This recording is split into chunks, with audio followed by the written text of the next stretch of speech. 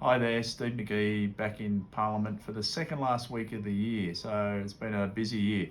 I'll quickly go through what's happened this week. We're finished now, it's 10 to 6 Thursday evening, 14th of November.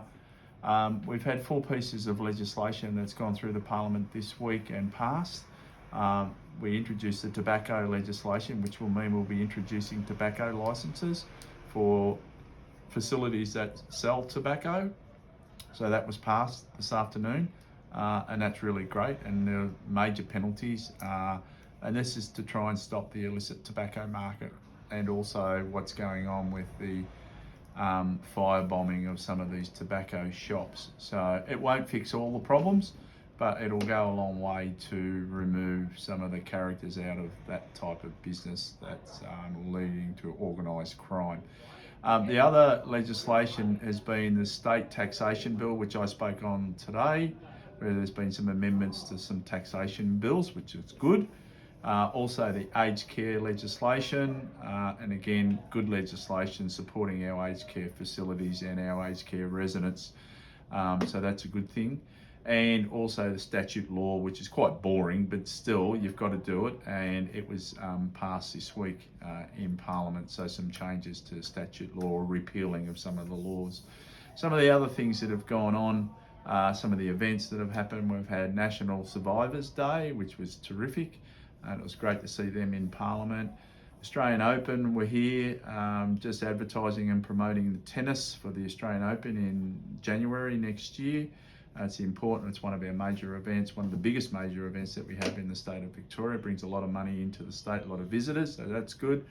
RSPCA were here in regard to emergency planning for the summer for your pets, not just dogs and cats, but all your pets, whatever it may be that you have, horses and other pets.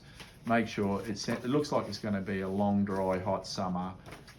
Make sure you're prepared.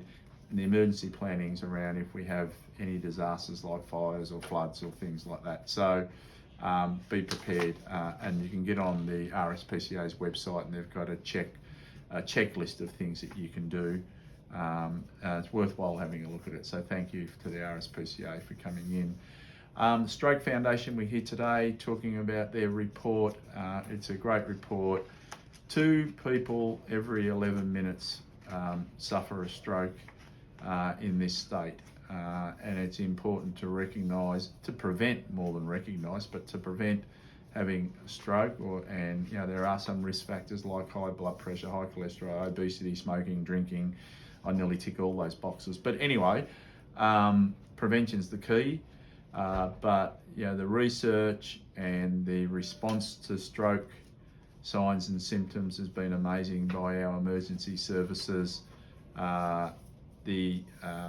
As I say, we have the stroke ambulance now, and a second one on the way that'll be running out of Dandenong.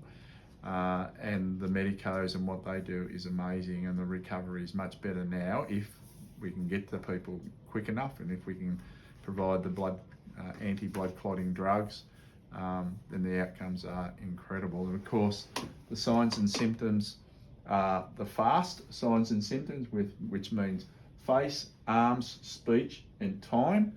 And what that means, if there's a change in someone's face, if they're unable to lift their arms, if their speech is slurred or changed, and of course calling 000 is essential, because it's time critical to get them into hospital to, as I say, have those drugs that will dissolve and break up the clots that have caused the stroke. So really important stuff. Lifesaving Victoria are also here today. Going into the summer season, I've also got books about safe public pools and things like that. But there was an awareness campaign in regard to safety around water. 54 drownings last year in Victoria. That's over 1 a week. So we've got to be really careful about being around water, being safe around water, providing swimming lessons for kids, and we're doing free swimming lessons. It's really important that we're safe around water, because we don't want to lose anyone to drowning, unnecessary drownings. And as I say, 54 people died last year in Victoria through drowning. That's 54 people that still should be with us. And today, to cap it all off, Luba Grigorovich, the member for Koroit, organised a Diwali event. Many Indian community members came into Parliament, celebrated Diwali, probably about the 300th one that I've been to. It was fantastic to see the local people coming into Parliament, enjoying the facilities of Parliament, enjoying the festivities of Diwali. We have a great Indian community out there in the Western Corridor, right across the state of course, but in particular in the Western Corridor of Koroit and Melton and right through the western suburbs. Growing community, engaging, fantastic people, and it was a great event today, and congratulations to Luba.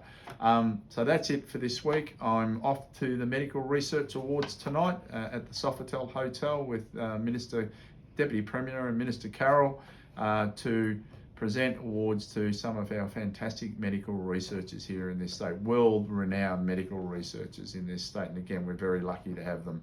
So off to that event tonight, back in Melton tomorrow and over the weekend, and we'll see you soon.